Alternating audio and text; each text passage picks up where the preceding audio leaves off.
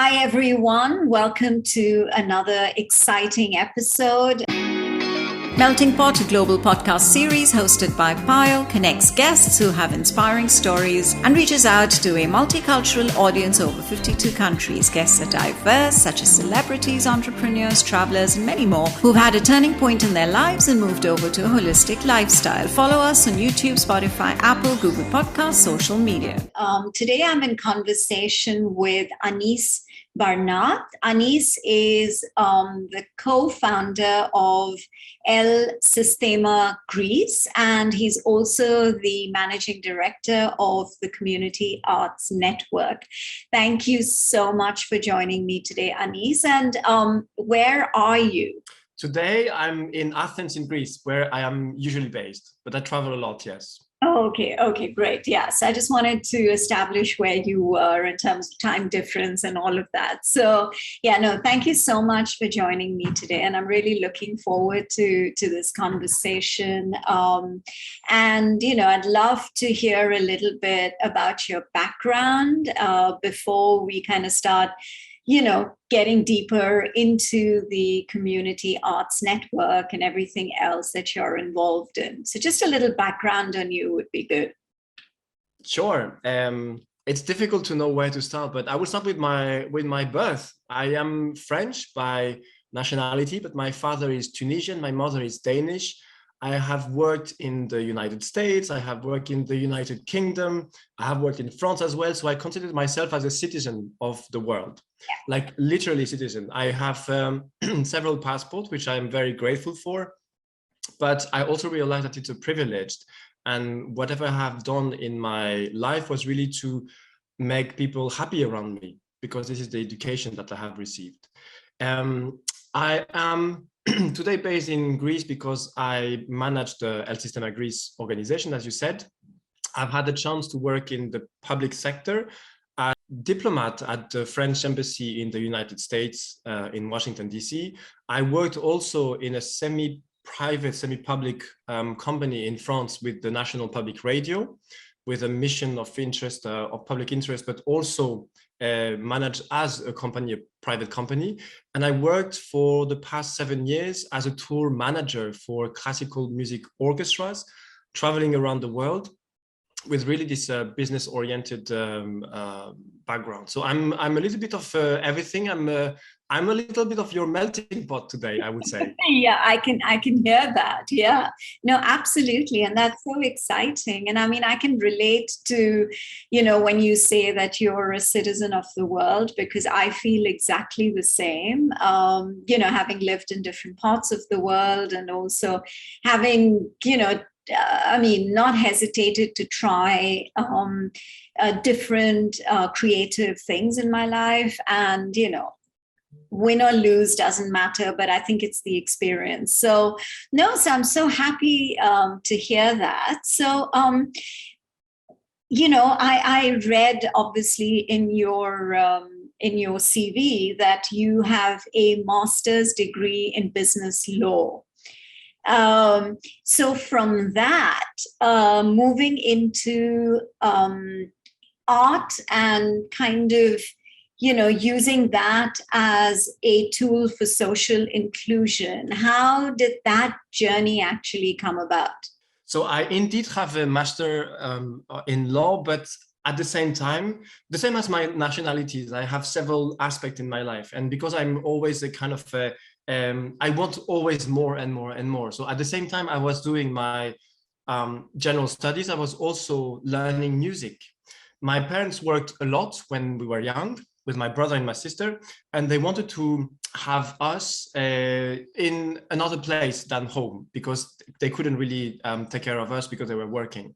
So the closest thing to our home was the music school. So my parents, they enrolled all of the children in the music school, and what became as a kind of hobby became really something fundamental for the three of us. And the three of us now, my brother, my sister, and myself, we work in the classical music, this openness with the classical music, where I learned who I am because I was able to interpret music and to be with friends and to make music together. So all these kind of learnings mold me in who I am today. Okay, so what was your first sort of foray, in terms of your career within the music industry? What is the first thing that you actually did, and how many years ago was that?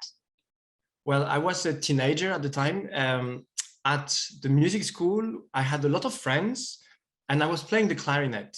And at some point, playing the clarinet alone is amazing. But when you play the clarinet with other clarinetists, it's like opening new horizons. And this chamber music, we created a quartet, a clarinet quartet. And as a young 16 years old young musician, we were selling concerts to promoters in the area. So this was my first foot in the music industry. Where was this? That was in the southwest of France, in a town called Pau, where we started to sell concerts, and we started to produce our own events, our own productions with the public, with an audience. And it was quite successful. And this was the first time I realized that maybe I could do something with the music and not only keep it as an hobby, or as a hobby. Yeah. Okay, interesting. So so how important do you think is art? And of course, it could be any form of art. Art it's multidisciplinary, right? So how important is it to bring communities together? And how important do you think it is, like, acting as a catalyst for change? That's a very good question. I take my own personal example. For me, it creates a new community. And it's, I was telling you about my different nationalities. I think art and music in particular is another passport of mine, because wherever I go, wherever I travel, wherever I am with people, I can relate, because it's a universal language. It's a cliche to say that. It can be music, it can be theater, it can be dance, it can be clowns, it can be any kind of art form. I really believe that there is a transformative power of the arts, and there are lots of academic studies that are justifying this. So it's not only my own perception, but it's really something that has been proven. Say that art is a vital element of our own. Yeah, no, I agree. Yeah, that makes a lot of sense. So is that what kind of got you into the community arts network? I mean, if you could talk a little bit about what is community arts network to start with, and what does it, who are the members? How do you get involved? What kind of an impact does it have on the community at large? I think would be interesting, even for me to understand. So the Community Arts Network is a network of artists, of course, of art institutions, business leaders, policymakers, youth, activists. It can be really whoever is interested in arts as a catalyst for social change, which means that art is not seen as a mere decoration, something that is for the art of the sake of the art, which is very, very fine. And of course, we like that a lot, but we apply the arts as a fundamental tool to make a change in our societies. The example that I was telling you for myself when I was a young boy in Pau in France is really the same where I see everywhere in the world now. And the network gathers thousands of organizations and people that all believe that. So the Community Arts Network is this big network, and we are doing two things. The first one is enabling the sector to be visible, to be more connected, because we feel that we are so isolated today, even though we have all these means of communications. And today I'm speaking with you from a different country, and it's amazing to be able to do that. But still, if you want to do the work on the ground with all these organizations, they need to feel the support. Members, anyone that trusts and believes in the power of the arts, the transformative power of the arts for social change, is invited to join the Community Arts Network. And of course, the more we are, the merrier it is, and the happier we are, because then we develop the connectivities between all the different members. We have different features on our website where you can have the matchmaker. We say, a little bit funny that we are the Tinder of the arts. So we really collaborate and we create couples or more people collaborating together, which is quite interesting. And how you can be involved is really by sharing whatever you're doing on the ground that should be known by more people. So we are this kind of platforms and we are disseminating the information. And this is for us very important because most of the time we are having an impact, all of us in this community arts network, but the impact is limited because of our own field, our own terrain, our own communities. What we are offering is a kind of a megaphone to the world, so that whatever information you think is relevant and valid and important, we're just happy to disseminate around the world. Yeah.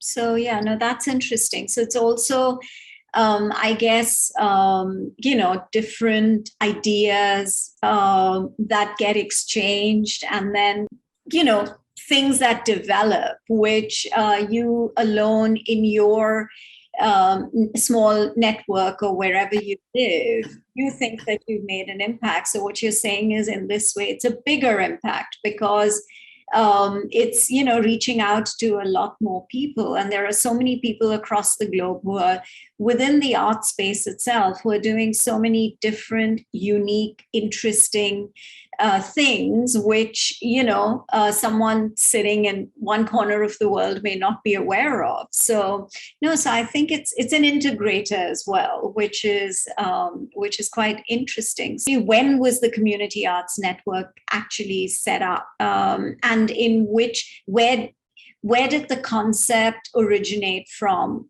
Which country? It's again a good question because we are a very young organization. Officially, we started in April 2021, so a little bit more than 1 year ago. This is the official legal setup and official communication. But the Community Arts Network is a joint venture between two foundations, the Hilti Foundation and Porticus Foundation. And both foundations realized after a study targeting 325 actors in Community Arts Network, that the Community Arts Network didn't exist as a network, but existed as a community. This is the two things that we are really targeting now as Community Arts Network. This is the offering that we have. I'm saying that we are a young organization, but at the same time, we're a very old organization because both foundations, the Hilti Foundation and Porticus Foundation, in the case of Porticus Foundation, for example, the foundation belongs to a group that started in 1741. So all these activities and all these projects that have been funded, the charities and all this marvelous work that has been doing everywhere in the world, started actually more than 250 years ago. So we are both very young and very, very old at the same time. And we are capitalizing on all these projects that have been funded by the foundations for so many years. So this is why we're a newcomer in the field, but at the same time, we're already quite experienced. There's a legacy that you... Exactly. Yeah, that makes sense. So any one or two visible change or impact that you have seen as the MD of the Community Arts Network that you'd like to share? Anything that has actually, where you've sat up and said, yes, this particular project has created a social impact and has made a difference. Anything that sort of comes to mind that you would like to highlight? As you can imagine, I have thousands of examples, but I cannot. I will tell you two examples. One that is on the local sphere, and one that is really global, so that you can see also the impact that the Community Arts Network can have. For the local example, I will take my own case as El Sistema Gris. El Sistema Gris is a free music education program for refugees, migrants, and Greeks who believes in this social integration through music. And because we're doing exactly the same lessons for each of the kids of El Sistema Gris, and because it is only collective music making, we see that the first reaction that kids have or families have, that this kid is different from me, this kid doesn't have the same habits of me, it breaks completely the first second that we hear a sound. Because by making music together, you need to watch each other, you need to hear each other, you need to feel the collective that is breathing all together. So it's not about playing louder or playing differently one from the other. It's really about blending a sound and making sure that that you are on the same lane, on the same line, on the same note. So for me, this kind of local reality, that after the concert they are clapped the same way, they're really judged as the same as any kind of kid that is on stage. And for me, this is very important. This is a local impact, and for me, it's very visible. Now, if I want to speak about the global impact, I can say that we are partnering with the Museum for the United Nations. The Museum for the United Nations, it's called also UN Live. It's a museum that is promoting the values of the United Nations, behavior and mentalities, because this is the way that they can approach through mass culture, and it has very tangible results today. So local impact, global impact, and everything is linked around the Community Arts Network. That's amazing. That's amazing. And, clearly there is a vision. It's step by step. You can't expect things to sort of, the whole change to happen within a year or 2 years. It will take time. But I think the more awareness there is about the Community Arts Network, the more the more involvement there is from the different communities and the different art forms all across the globe. I think, always helping in kind of bringing about this change. So it's slow but steady, and I think it's an incredible idea. And and like, I'm really pleased that you're already starting to see the change. And I'm sure there's going to be a lot more there. So, yeah, anything else that you would like to share before we kind of, close the conversation about, any ideas of how people should not get disheartened if things are not happening the way they wanted to, and, how to take it further, how the young people, how it can bring about change even within the young people who are so restless, who are so in a hurry, for things to happen. It would be interesting to get some perspectives from you on that. It's a very complex world and a very difficult world. And today, when you are a young person, it's very disheartening to see the status of the world because of the climate change, because of war, because of dividedness, because of all these very bad things that are happening to you that are very visible.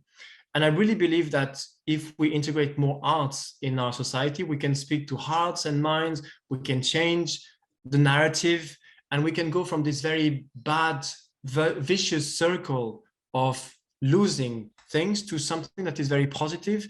And I think that we can really change, the world with the arts, not only with the arts, but also with the arts. And as the managing director of the Community Arts Network, I will make sure that arts is always, always, always at the center of everything that we do.